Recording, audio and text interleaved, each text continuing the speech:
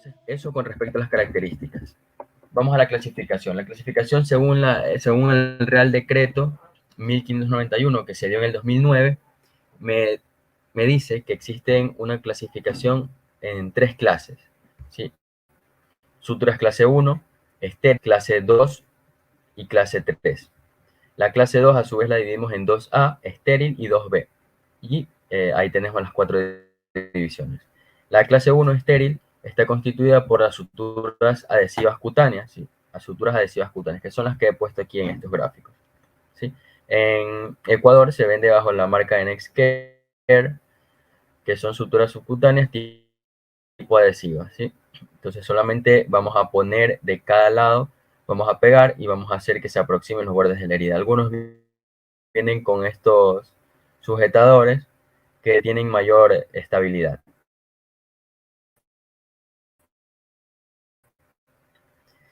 Estas suturas tienen la ventaja de que pues no necesitan de la colocación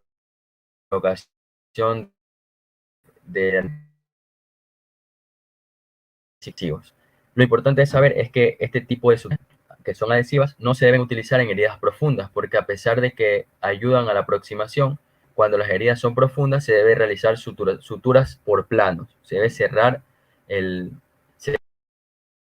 la herida por planos, es decir, se debe nuevamente suturar músculo, suturar aponeurosis, suturar tejido celular subcutáneo y la piel. Entonces no nos sirven estas suturas adhesivas cutáneas cuando son heridas profundas, solamente para heridas superficiales, a máximo que lleguen a tejido celular subcutáneo. Y depende también de la contextura del paciente, porque puede ser una herida superficial en donde solamente se haya seccionado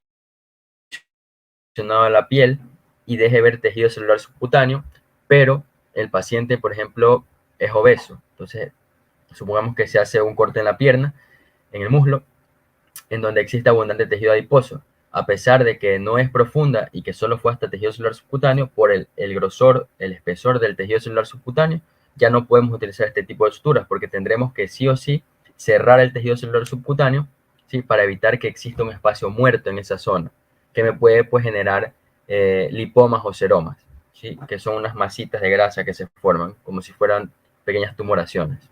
Son benignas, pero de todas maneras pueden ser muy molestosas para el paciente. La clase 2A son los adhesivos tisulares y grapadoras cutáneas. Los adhesivos tisulares son como si fueran pegamentos para tejidos, y asimismo se utiliza solo para heridas superficiales. Las grapadoras cutáneas, que son los materiales que tengo yo aquí en imágenes, se las puede utilizar, obviamente, como el nombre lo indica, solamente para cerrar piel, pero posterior a haber suturado por planos. Si la herida fue profunda, ya es suturado normal con las suturas convencionales, que son de aguja y de hilo, y ya puedo cerrar tranquilamente con piel, porque yo sé que ya más abajo no existe, son las suturas no absorbibles, o sea, las convencionales, las que hablamos que tienen aguja e hilo, y las clases 3, que son las suturas absorbibles, ¿sí? Ok, que también son las convencionales que tienen agujas e hilo. Otra de las clasificaciones es según el material utilizado. Entonces tenemos suturas que son manuales y suturas que son mecánicas. ¿Sí? Existe un sinnúmero de clasificaciones que ya las estamos viendo y que quizás son un poquito fastidiosas, pero nos ayudan a entender qué clase de suturas son, para qué y cuándo debemos usarlas. Las suturas manuales, que son las suturas convencionales con la aguja e hilo, y las adhesivos tisulares con los adhesivos cutáneos. Y las mecánicas, que son con las grapadoras, ¿sí? Con los sacagrapas o los clips que se utilizan también en cirugías. Nos damos cuenta, es lo mismo que tenemos acá, solamente que es con una clasificación diferente, pero de ahí todo es lo mismo, ¿sí? Suturas manuales y suturas mecánicas. Las manuales utilizamos nuestras manos y las mecánicas aparatos. Aquí centramos ya un poco a conocer la clasificación de los hilos de sutura, de las suturas convencionales, las que están conformadas por hilos y por aguja.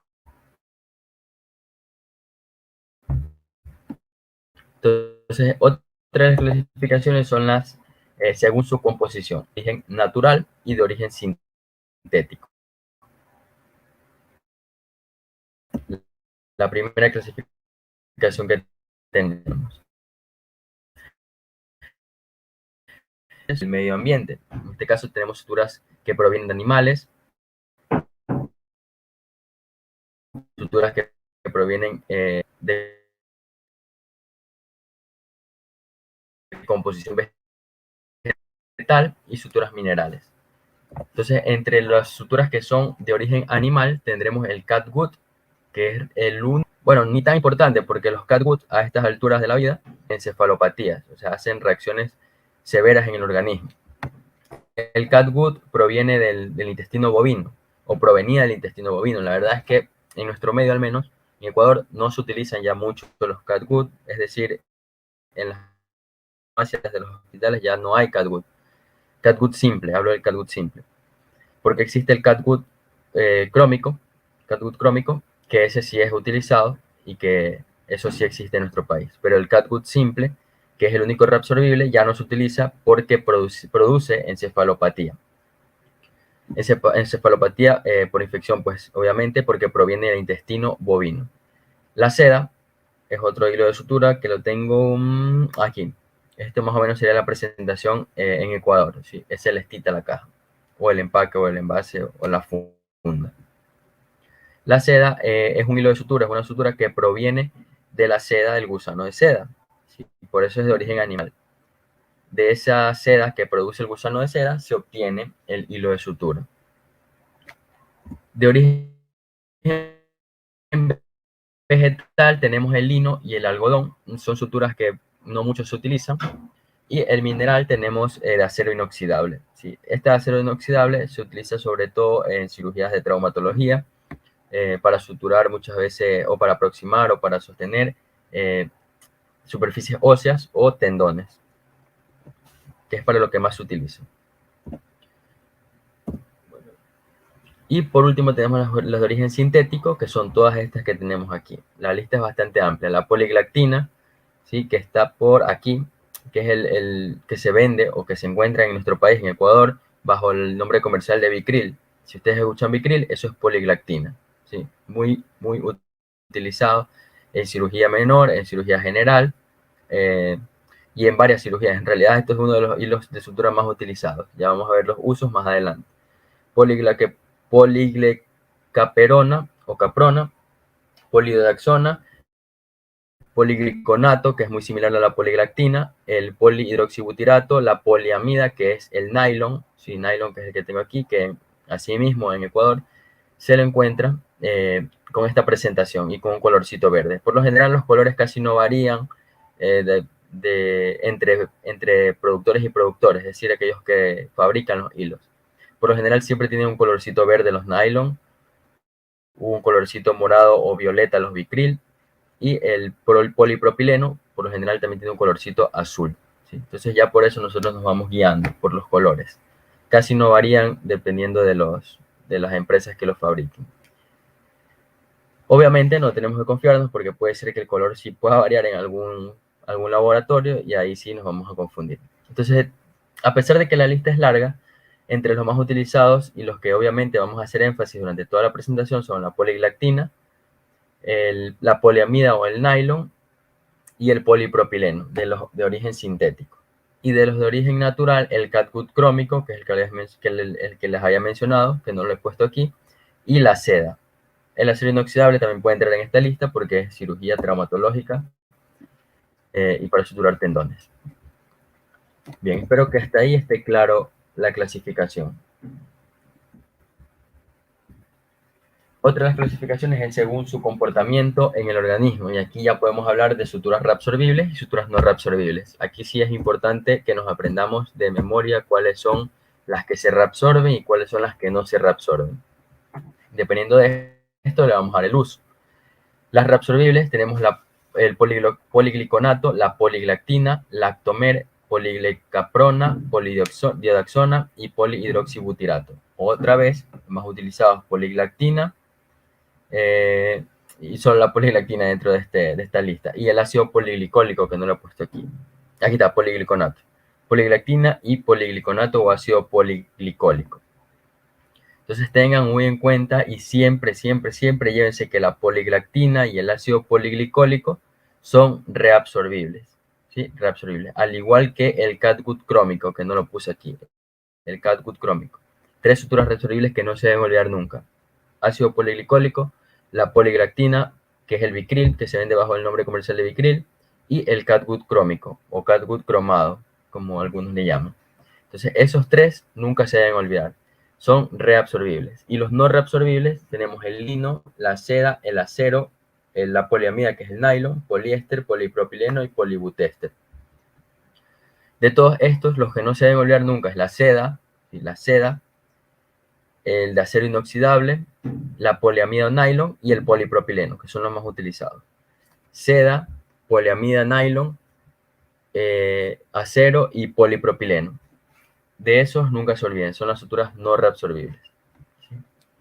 Ok, es decir, que estas en un determinado tiempo se van a degradar por hidrólisis o proteólisis y las no reabsorbibles no se van a degradar. ¿Sí? Esas no pueden ir dentro del organismo, a excepción del polipropileno. ¿Sí? El polipropileno, esta es una de las suturas que sí se utiliza y que se va a quedar y que se puede quedar dentro del organismo. Bien, otra de las clasificaciones es de acuerdo a su estructura, si son monofilamentosas o multifilamentosas, que eso ya lo habíamos mencionado cuando nosotros hablamos sobre la capilaridad, una de las características, una de las propiedades. Entonces, los monofilamentosos, entre los monofilamentosos están el ácido poliglicólico, la poliamida nylon, el polipropileno, el acero, ¿sí? De los que no se deben olvidar, recuerden. Poliglicólico es monofilamento, entonces este es monofilamento y a su vez es reabsorbible, ¿sí? Es monofilamento y reabsorbible. Esto quiere decir que lo podemos utilizar para poder suturar dentro del organismo, ¿sí? O subcutáneo o por debajo de la piel, todo lo que sea por debajo de la piel, porque ya eso se va a hidrolizar. Y a su vez nos va a favorecer de que no existan infecciones sobreagregadas, porque es monofilamentoso. En el caso del nylon, por ejemplo, el nylon es monofilamento también, entonces es muy poco probable de que se pueda formar una infección por capilaridad. Y a su vez el nylon en cambio es no reabsorbible, entonces ya sabemos que no debemos utilizarlo dentro del organismo o por lo menos hacia planos profundos, porque eso no se va a reabsorber. El polipropileno, ¿sí? El polipropileno también es monofilamentoso, eso quiere decir que también va a tener una baja frecuencia de infecciones, pero el polipropileno también es no reabsorbible. Lo curioso aquí es que el polipropileno, al ser no reabsorbible y monofilamentoso, sobre todo no reabsorbible, lo puedo utilizar para realizar fijación de ciertas estructuras a la piel, como por ejemplo paciente que tenga algún DREN, si por alguna cirugía que haya tenido, un DREN que se deja en cavidad abdominal o un DREN que se deja en cavidad torácica, por ejemplo en cavidad pleural, cuando se ponen los tubos de tórax, y necesito fijar ese tubo para que no se salga y lo fijan a la piel, se puede utilizar polipropileno, ¿sí? Porque es una sutura monofilamento que va a estar, porque normalmente debería estar ese DREN durante varios días, entonces para que no se infecte utilizamos un monofilamento como el propileno, y a su vez es no reabsorbible, entonces no importa cuánto tiempo quede ahí porque no se va a hidrolizar. Y el otro dato importante del polipropileno, que es el Prolene, que es el que está aquí, ¿sí? Que se no vende bajo la marca comercial de Prolene, es que en ciertas cirugías, como por ejemplo las suturas suturas intestinales, cuando se realizan cirugías de resección intestinal y se requiere volver a unir intestino, se utiliza polipropileno, porque es una sutura que a pesar de no ser reabsorbible, es monofilamentosa. Y lo que yo quiero es que ese intestino se mantenga por mucho, mucho tiempo ahí pegado, ahí unido, para que solito vaya cicatrizando. Entonces no puedo utilizar yo suturas que sean reabsorbibles en esos casos, y el único que me sirve ahí es el polipropileno. Otra de los usos del polipropileno es en las hernias. ¿Sí? Cuando se realizan hernias, o más bien el procedimiento de la reparación de hernias, que son las herniorrafias, puedo utilizar polipropileno, porque a pesar de no ser reabsorbible, también asimismo las hernias tienden a ser recidivantes a pesar de las cirugías. Entonces yo necesito que al cerrar el defecto de la hernia se quede bastante seguro y que no se vuelva a producir una hernia a través del mismo orificio herniario que tenía. Entonces yo utilizo una sutura que esté por mucho tiempo, en este caso el problema es que no es reabsorbible, y que me mantenga fuerte la pared abdominal, ¿sí? Entonces más o menos ahí para que vayan sabiendo ciertos usos que son un poco especiales de los hilos a pesar de que se contradicen, ya que decimos que los que no son reabsorbibles no deberían usarse dentro del organismo, pero el polipropileno es una de las excepciones. De hecho, otra de las excepciones, que me acabo de acordar antes de que me olvide, es la seda, ¿sí? Por ejemplo, la seda está dentro de los multifilamentosos, pero también es no reabsorbible. ¿Ven? Está dentro del grupo de no reabsorbible. Entonces la seda se puede utilizar para ligadura de vasos sanguíneos o de vísceras internas. Por ejemplo, en las cirugías de apendicectomías, cuando se realizan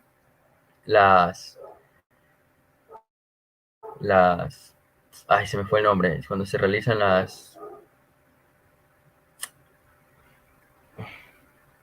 vaya, se me fue el nombre, las ligaduras, cuando se realizan las ligaduras del muñón proximal del apéndice, se suele utilizar seda, ¿sí? Pero el problema de la seda es que, como nos podemos estar dando cuenta, es multifilamentoso. Entonces, la única forma de que se pueda utilizar seda es que yo no cuente con uno que sea monofilamentoso, como el ácido poliglicólico, ¿sí?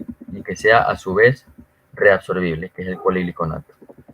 Entonces ahí puedo utilizar seda. A pesar de esto, tengo conocimiento de que al ser multifilamentoso y al ser no reabsorbible, ¿sí?, me puede provocar infecciones intraabdominales. Entonces se utiliza bajo mucha precaución.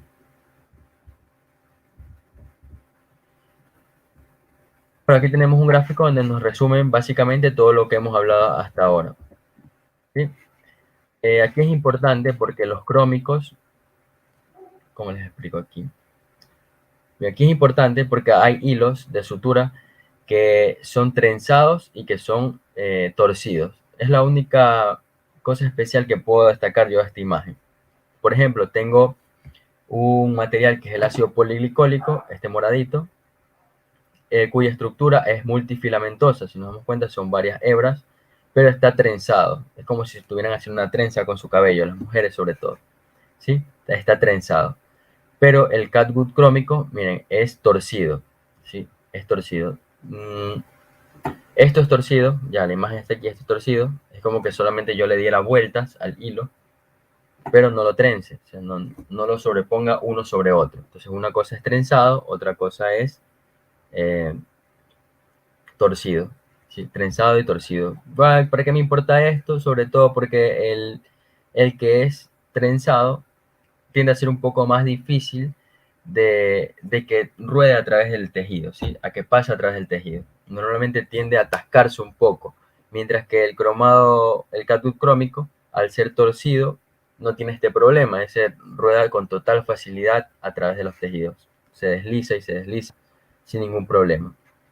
Y bueno, aquí tenemos pues ya los que hemos mencionado. Por ejemplo, tenemos el ácido poliglicólico, que es multifilamento, la polidiodaxona, que es monofilamento, el catgut cromado, que es multifilamento, pero es torcido. Recuerden, este es el catgut simple, que ya básicamente está en desuso. La seda multifilamentosa trenzada, ¿sí?, es no reabsorbible. El nylon es monofilamentoso y también es no reabsorbible. El poliéster, que también es trenzado y no reabsorbible. Y el polipropileno, que es no reabsorbible, monofilamentoso, ¿sí? Acá arriba están todos los absorbibles. Aquí tenemos ejemplo el ácido poliglicólico y el catgut crómico. Absorbible, absorbible. Y acá abajo tenemos todos los que no son reabsorbibles: polipropileno, nylon y seda. Y esto pues es una imagen que yo obtuve de un microscopio electrónico donde podemos observar más o menos cómo es el trenzado, cómo están las hebras, ¿sí?, para que ustedes se den cuenta. Si nosotros pudiéramos ver el hilo desde muy cerquita, así sería.